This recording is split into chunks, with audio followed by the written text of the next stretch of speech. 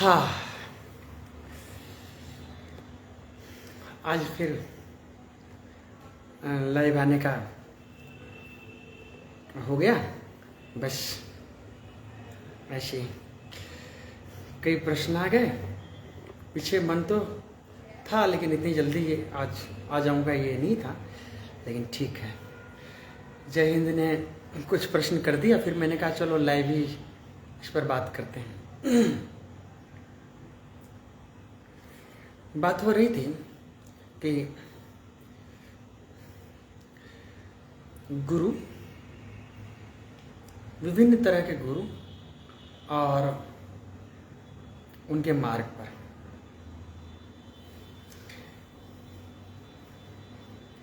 उनकी भूमिका पर।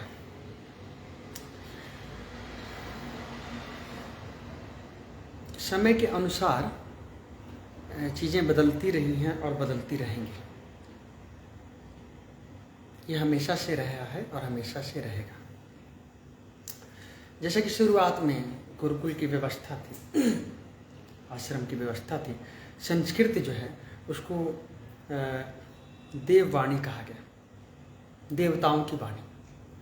वो जो हमारे पार की दुनिया है उससे कैसे हम संबंधित हो सकें, उसकी वाणी कही गई। इसमें कारण है, सभी भाषाओं को नहीं कहा गया। इसका कारण सबसे पहला ये है कि मूलाधार से लेके और सहस्त्रार्थ तक, यानी 7 चक्रों पर उन अक्षरों के ध्वनि को सुना गया और देखा गया।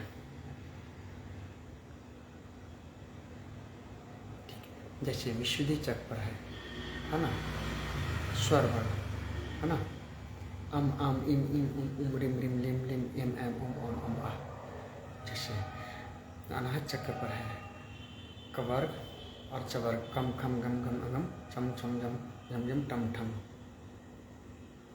ठम 12 दल और 12। यहाँ ध्वनि सुना गया उस चक्र पर और उसको देखा गया और उसी तरह से उसको लिखित किया गया। जैसे नाभि पर है 10 दल, डम ढम अड़म तम थम दम धम नम पम फम 10। फिर स्वादिष्ठान चक्र पर है ना, बम भम मम यम रम लम। और मूलाधार पर वम सम कम असम। ये उसके ध्वनि को सुना गया, इसीलिए उससे जो उत्पन्न भाषा हुई उसको देववाणी कहा गया। लेकिन जिन लोगों ने उन चक्रों को देखा ही नहीं, वहाँ ध्वनि सुनी ही नहीं, वो कह सकते हैं ये कैसे है। उसके लिए फिर साधना की जरूरत है। एक चक्र के एक ध्वनि, एक बीज मंत्र को भी सुन लेना बहुत बड़ी बात है, ठीक। लेकिन उसके बाद कालक्रम में ऐसा हो गया कि उस सभ्यता को समाप्त होना पड़ा। हर एक चीज़ जो उत्पन्न होती है वो किसी न किसी कारण से एक दिन समाप्त भी होती है। तो जो भी साधना का क्रम था और जनमानस के जीवन को जो संतुलित और व्यवस्थित और बेहतर बना रहा था, उस चीज का लोप हो गया। उस समय में जो सिद्ध गुरु थे, उन लोगों के पास एक ही उपाय था कि जब आपकी ट्रेनिंग का जो भाषा था, भाषा एक बहुत महत्वपूर्ण जो है ना जीवन का एक पक्ष है। उसके बिना हम अपने जीवन को ठीक से जी नहीं सकते हैं, चीज़ों को ठीक नहीं कर सकते। तो एक तो था कि श्रम करके फिर से उस चीज़ को स्थापित की जाए, जो कि असंभव था उस स्थिति में। और एक था कि जन सामान्य की भाषा में ही उन्हीं चीज़ों को रखा जाए, जिसके चलते जन सामान्य की थोड़ी बहुत साधना भी होती रही। क्योंकि भक्ति के लिए, समझना, भक्ति के लिए जिसमें प्रार्थना और सेवा 2 मूल पंख आ जाते हैं भक्ति के। भक्त के जीवन में 2 मूल चीज़ें हैं, एक प्रार्थना और सेवा। जो कौम भी विशेष साधनाएं नहीं कर सकती हैं उनके लिए, क्योंकि भक्ति में न शुद्ध है न अशुद्ध है ना। भक्ति में न शुद्ध है न अशुद्ध है, न अच्छा है न बुरा है, न पात्र है न कुपात्र, कुछ भी नहीं है। भक्ति में सिर्फ भाव है। कबीर जी ने कहा ना, नहाए धोए क्या हुआ, जो मल का मैल न धोए। ठीक। तो एक तो भक्ति का प्रचार किया गया, भक्ति आंदोलन जो शुरू हुई उसमें हर जगह उसी समय में तुलसीदास जी ने रामायण, अलग अलग जगह रामायण लिखी गई, हर जगह कबीर की साखी, रदाक की साखी, सूफियों की बातें,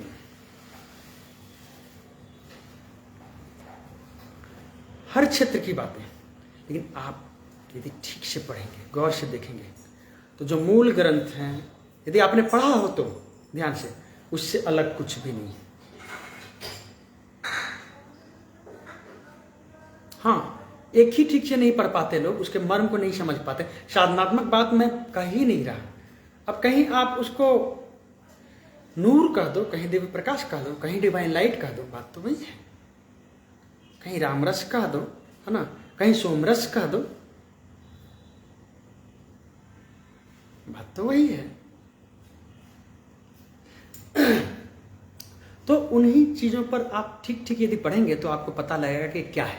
लेकिन पढ़ेंगे तो, लेकिन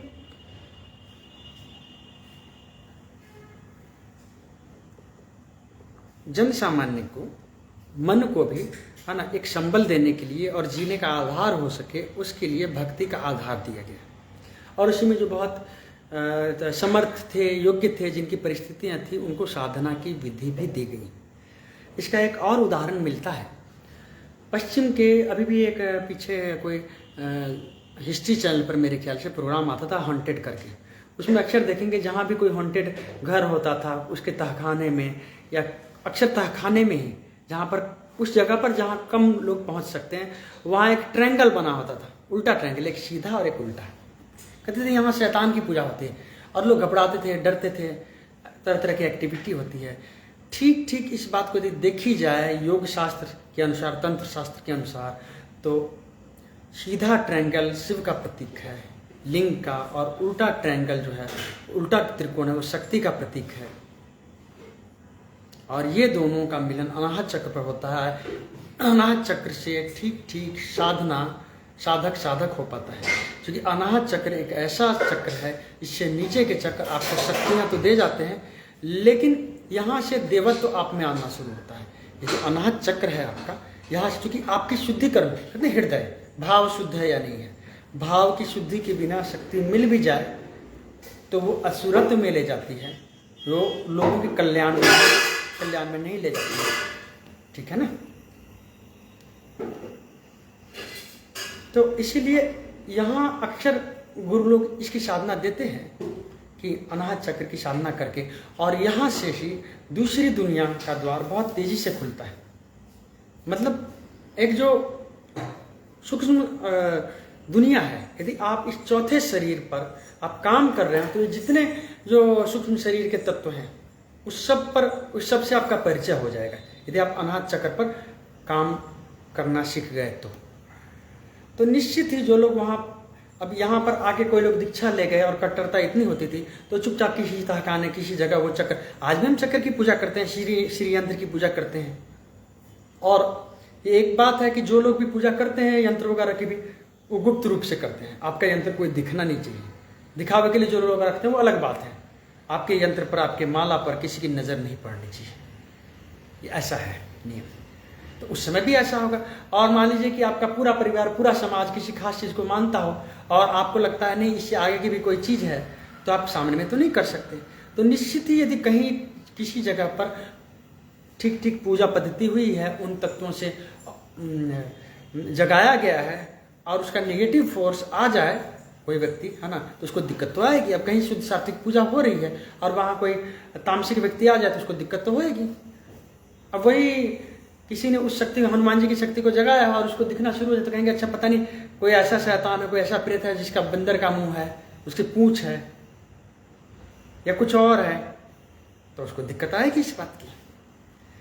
तो इसी तरह से चीज़ें जो है सो, जो शास्त्र की चीज़ें हैं, और फिर उसको खोला भी नहीं जा सकता, इसे खोली भी नहीं गई चीज़ें, ज़रूरत भी नहीं थी। हाँ, किसी व्यक्ति विशेष को ज़रूरत पड़ती है अपने प्रज्ञा से तो वो खोलेगा, जैसे मुझे लग रहा है भाव तो मैं बोल रहा हूँ इस पर। ठीक। अब हमेशा ही है ना कई चीज़ों को गलत समझा गया। अब जैसे हम श्री विद्या की उपासना करें या ठीक हम जब उपासना पद्धति में जाते हैं तो हम जब प्रणाम करते हैं तो सिद्धयोग्यो नमः, सिद्ध गुरुओं को नमन, दिव्यज्ञो गुरु नमः, है ना, मानवोज्ञो गुरु नमः। मतलब सबसे पहले सिद्ध गुरु में कौन आ गए? जिनका न जन्म हुआ न मृत्यु हुई। जैसे हम शिव को अनादि अनंत मानते हैं और शक्ति को मानते हैं। फिर दिव्य गुरु कौन? जो भी गुरु हैं आत्मज्ञान को प्राप्त हो गया, ब्रह्म ज्ञान को, और उन्होंने शरीर छोड़ दिया, लेकिन वो पूरे निराकार में मिले, उस ब्रह्म में नहीं मिले। चाहे महाअवतार बाबा जी हों, गोरखनाथ जी हों या कुछ। नाम लेना मुश्किल होता है भाई, क्योंकि नाम लेने से पता नहीं है ना। ये सारा अध्यात्म असल में प्रैक्टिकल है, थ्योरेटिकल नहीं है। हम मान के कुछ भी मान सकते हैं। बात इतनी आती है कि आप जानने के बाद कह रहे हैं कि मानने के बाद कह रहे हैं। इन्हीं 2 लाइनों में हर एक बात का उत्तर मिल जाता है कि आप मान के कर रहे हैं किसी को कि जान के कर रहे हैं।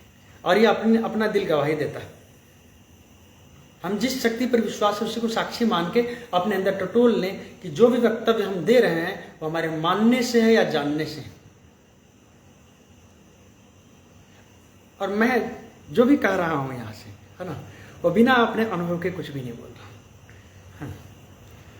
तो जो तीसरे स्थिति में वो गुरु होते हैं जो मानव शरीर में है, मानवीय गुरु।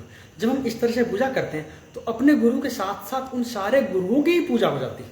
जो हमारे सनातन में जो पद्धति है गुरु पूजा की, सबसे पहले गुरु की पूजा है, तब फिर आगे क्या क्रम है, कैसे किया जाए, है ना।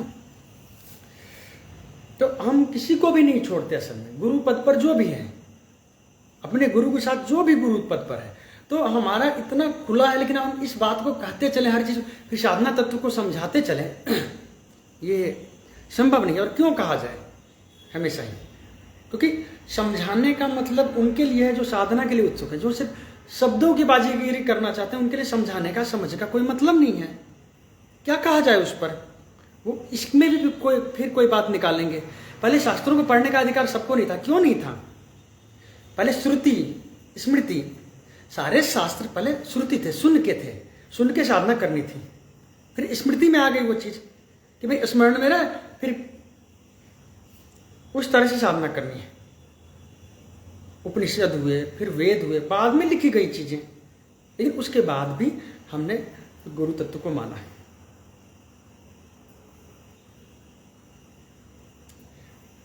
हर एक धर्म के पास अपनी किताबें हैं, अपना ग्रंथ है, हर एक के पास है। किसके पास नहीं है? लेकिन मैंने आज तक अपने अनुभव में जितना मैं देख सकता हूं मैंने नहीं देखा किसी को भी, है ना, स्वयं से पहुंचते हुए आज तक नहीं देखा। कृष्ण ने गीता में कहा है, हे अर्जुन, सर्वधर्म परित्याज्य मामेकम शरणं व्रज। सभी धर्मों को छोड़ के मेरी शरण में आ जाओ। ये नहीं कहा कि गीता पढ़ के पार हो जाओ ना। गीता का उपदेश दिया। गीता को हम सबसे श्रेष्ठ ग्रंथ मानते हैं।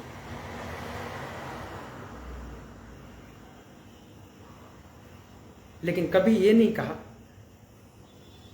ठीक है, अब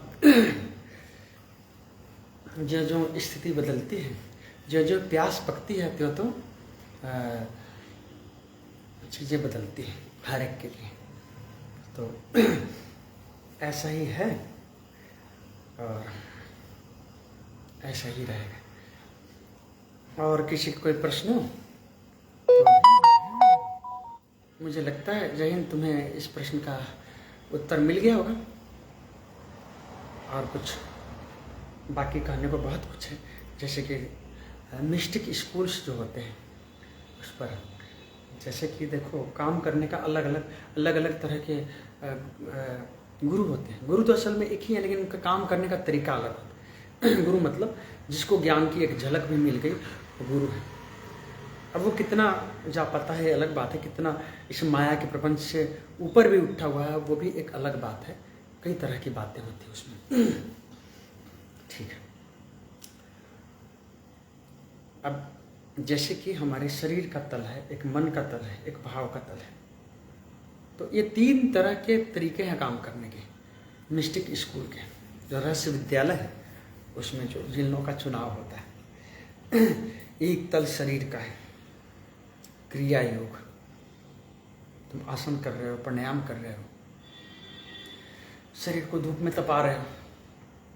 आपने देखा होगा पंचाग्नि साधना, इतना आसान बात नहीं होती।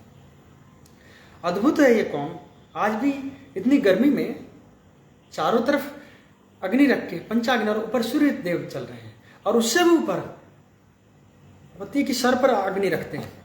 आपको अभी भी कम से कम आधे दर्जन लोग मिल जाएंगे भारत में सनातन के जो जो जो अग्नि को, है ना,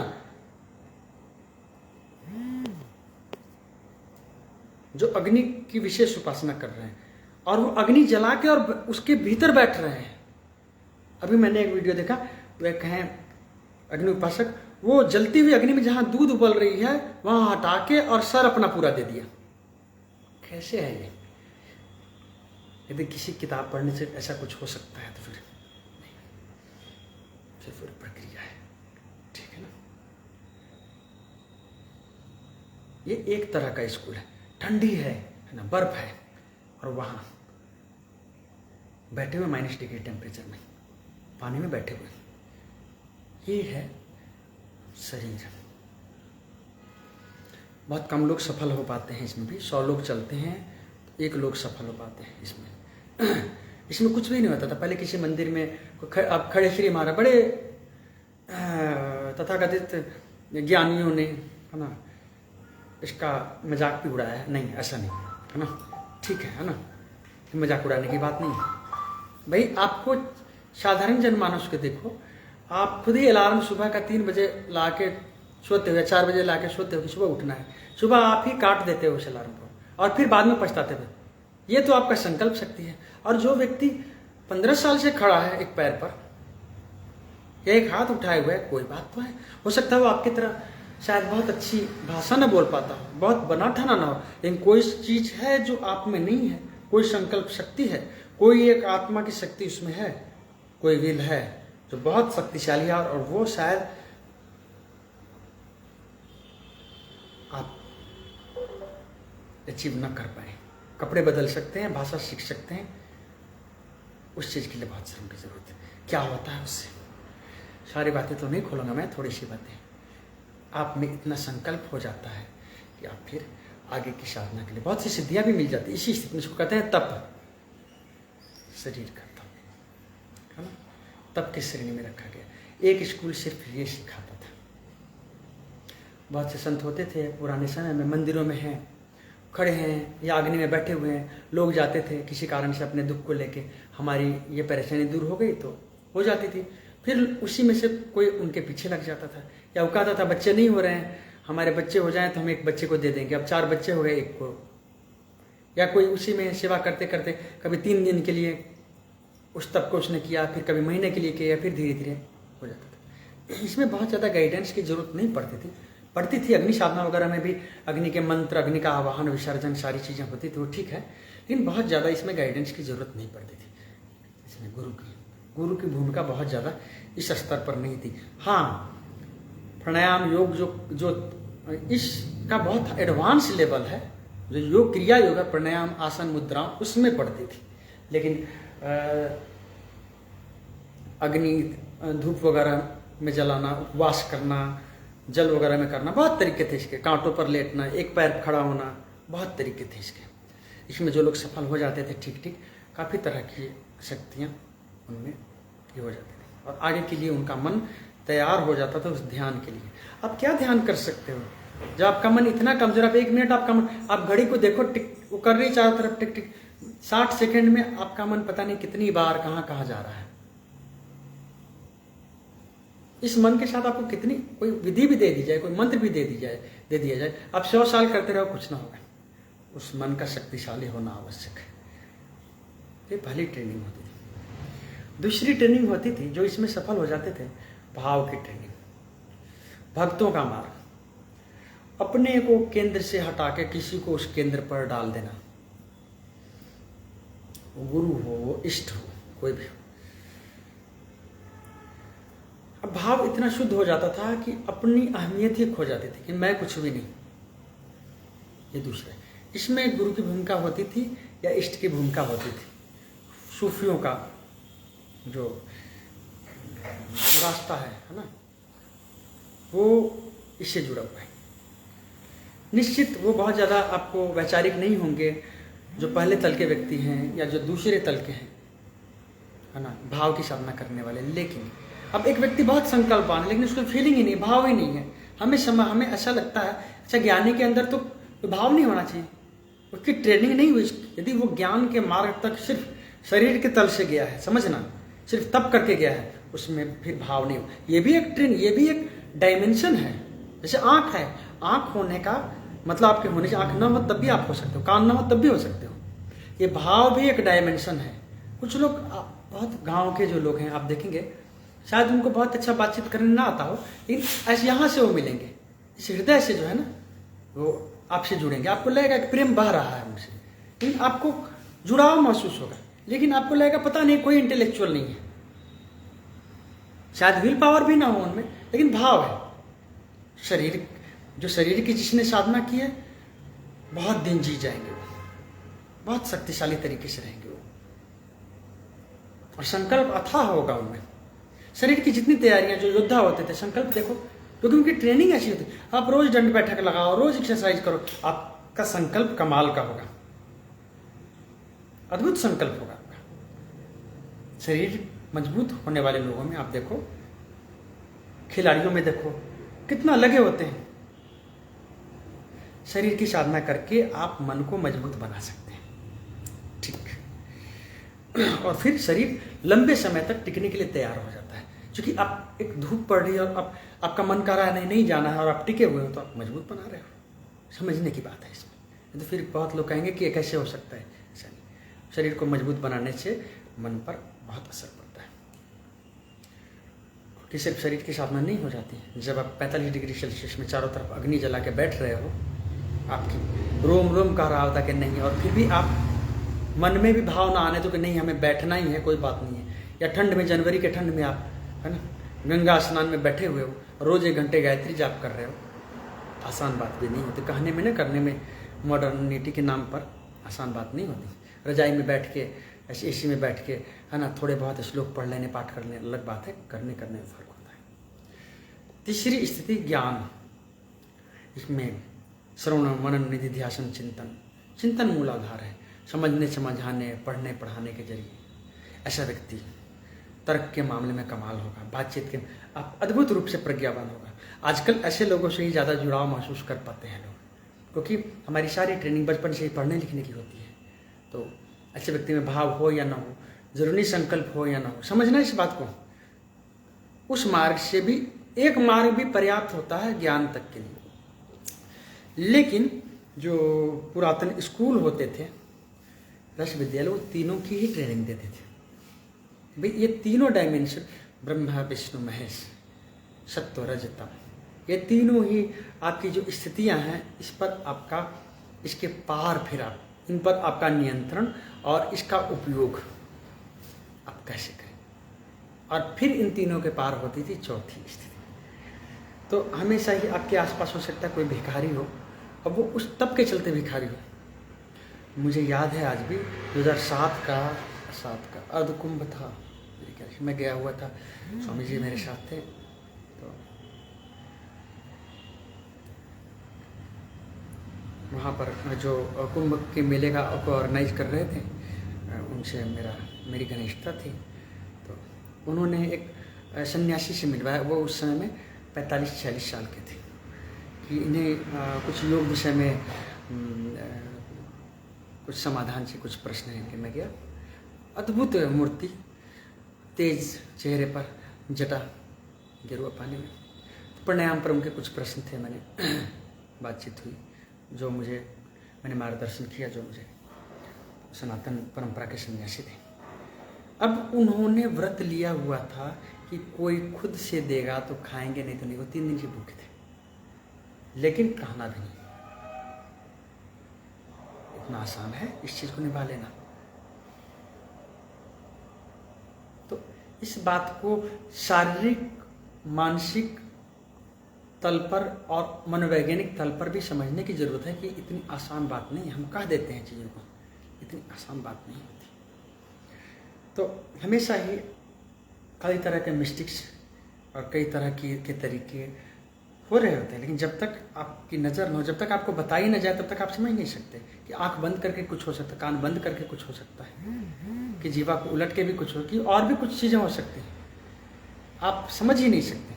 और गुरु का क्या मतलब होता है? गुरु का मतलब ये तो है कि रास्ता, और उस रास्ते भर आपका हाथ पकड़ के चलता है। लेकिन जिस दिन ज्ञान मिलता है उस दिन आपका गुरु आपके अंदर ही हो जाता है। बाहर का गुरु अंदर के, ठीक बात है, लेकिन फिर भी पूरे जीवन सम्मान होता है, क्योंकि वहां स्वार्थ, अध्यात्म में स्वार्थ का कोई काम नहीं है कि आज कुछ कल कुछ नहीं होता कभी। इस स्वार्थ की बुद्धि लेके भी हम इस क्षेत्र में भी जाते हैं, कहीं कोई चीज़ जल्दी नहीं, ऐसा नहीं होता। हर चीज़ अपना समय लेती है, पकने का समय होता है। निश्चित ही कुछ चीज़ें तो महसूस हो ही जाती हैं, क्योंकि गुरु कैसा गुरु कि आपको चीज़ें प्रत्यक्ष करके महसूस न करवा सकें। ठीक है, आप अभी गाड़ी नहीं चला सकते, खुद तो गाड़ी चला के दिखा ही सकता है, बड़ी चीज़ें अपने पर तो दिखा ही सकता है, लेकिन यात्रा फिर बहुत लंबी है, ये भी सच बात है, बहुत लंबी यात्रा है, उसमें बहुत सी चीज़ें हैं। थोड़ा सा चूके, थोड़ा सा पलटे तो बात समाप्त हो जाती है। तो आज इतना ही। अब कोई और प्रश्न हो किसी का तो प्रश्नों का हमेशा स्वागत है। जिस पर भी मेरा भाव होगा हम उस पर फिर से बोलेंगे। आज का सत्र हम समाप्त करते हैं फिर। धन्यवाद।